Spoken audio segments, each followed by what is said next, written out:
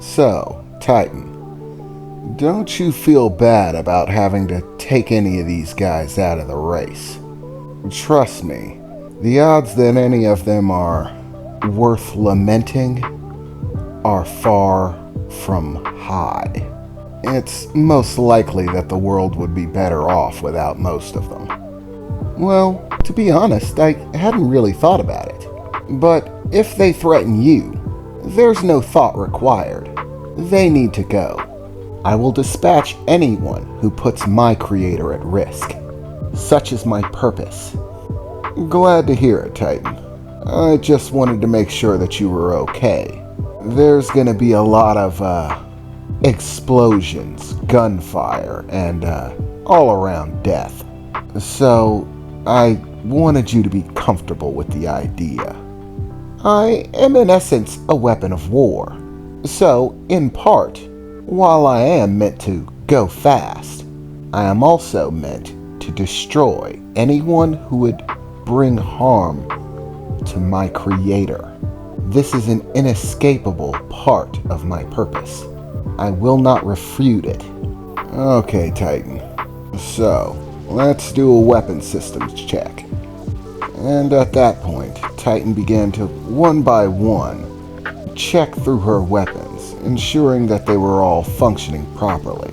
As she did, you could see the ports and hatches opening up, her bladed wings spreading, the ports for my personal blades opening up and the handles projecting out of them, and then just as quickly retracting back into place, the armor slamming closed, sealing the hatch. Weapons check complete. Everything is running perfectly. All weapons are 100% charged and fully operational. I am combat ready, Titan said, as I looked her over. Quite frankly, Danny's goon did a much better job with the paint job than I would have expected. I mean, seriously, Titan looked epic. The gleam of that metallic paint job, that midnight blue with a shine to it, the light beating off of it. We were putting all the other vehicles around us to shame. In fact, there were a decent number of people who were stopping specifically to look at us, amazed by both Titan's overall appearance and the fact that despite I wasn't on it, it seemed to be moving of its own accord. This was visually interesting to a lot of people, especially other racers. Some of them were beginning to check their placement on the list, see where they were in the line, make sure they weren't next to me, even scattering about, talking amongst themselves. Okay, it looks like everything with Titan is good. How's everybody else? How's the setup going? All the weapons configurations, equipment is nearly set up. Should be another 15 minutes, max, Danny replied. Yeah, the equipment monitoring the engines is all good. It's all ready to go. I've in-placed the GPS tracking unit given to us by the race officials. It's a standard requirement that all the vehicles be GPS tracked. Make sure that they're not cheating, ditching out on the race and trying to cut back around. They'll know where you are at all times, and so will I. And as far as the engine readouts and all the other prime mechanics, they're all registering perfect. Everything's running at 100%. Ugh, I heard Emily moan. I'm just starting to look over the track maps. I finished setting up the equipment a little while ago. It's pretty basic. It's just set to pick up the satellite signal that includes all of the information about the track. It looks like they've rerouted it quite a bit this year.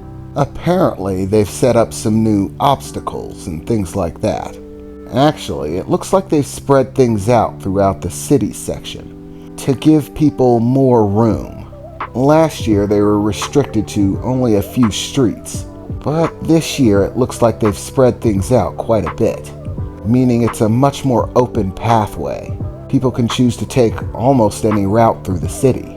They've chosen instead a wide confine area, a barrier, so to speak, that no one's supposed to cross. But as long as you stay inside, you can take whatever route you want. That means people are going to spread out within the city segment. You're much more likely to see small-scale clashes within that time period. But that all works to your advantage. After all, you're made for speed and maneuverability. Within cramped city streets, not wide out in the open, you're the one who has the advantage.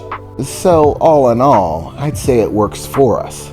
But I did get the driver's list, and there are definitely some heavy hitters coming back this year, including that freak Bloodlust. Ugh, that guy gives me the creeps. I mean, seriously, he actually thinks he's an emissary of death, sent to bring bad people to the ever after, and that as long as he does so, his god of death will be happy with him. The more people, the better. If you get the chance, please take that creepy guy out, but I'm not pressuring. I know you probably have a lot of things on your mind. As of yet, they still haven't released the Reaper's list. Ugh, she had to remind me, now that I'm a participant in the race. The Reaper's list kind of has a new feel to it. Basically, every year, because the biotech-sponsored racer tended to basically just win regardless, they changed his function to just being a deathmonger.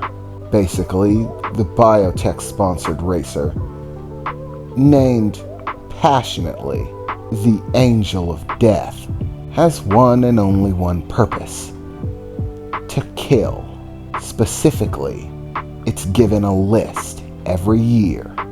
All of the contestants that are going to be competing in the race are placed into a random name generator that selects from the hundreds of contestants a list of 30. These 30 people are basically dead men. No one who has ever been put on the Reaper's list, even returning champions, has ever lived to tell the story. The Angel of Death always gets them. Quite frankly, I don't know what's worse. The Angel of Death simply works its way down the list, taking out whoever's at the top and working its way to the bottom. So I don't know what's more terrifying, being number one on the list and having him coming right for you, or being the very last name on the list and spending every moment of the race dreading whether or not he's coming. At least yet. Before I actually entered the race, I found it somewhat entertaining, wondering who was going to show up on the list and how long they were going to last after the race started. But now that I'm in it, the context, the feel, it seems to have changed dramatically. Now, all I can do is cross my fingers and hope I'm not on it. Okay. Well, all of the programs seem to be running smoothly, as could be expected. There's a few contradictory clashes between the programs and Titan's artificial intelligence program. Nothing major, but it seems as if she's overriding them. Basically, any program that would put functionality above the preservation of the rider is being overwritten, forced to change. Titan's rewriting the programs to put your life at prime value, regardless. It's not really a problem, but it is somewhat concerning, the doctor said, glancing over at Titan. I've never seen a program alter other programs. It's quite interesting.